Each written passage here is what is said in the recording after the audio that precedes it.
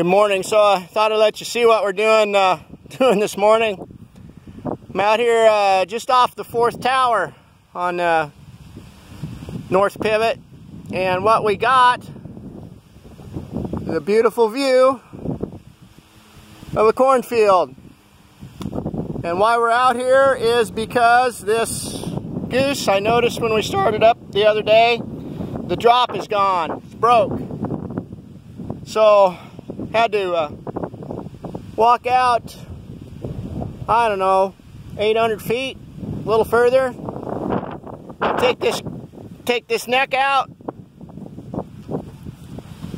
just like so. I already broke it loose, and instead of carrying a drop clear out here and a hose to change it to a truss sling, I'm just going to put an outlet in the top, and so it'll run all summer, and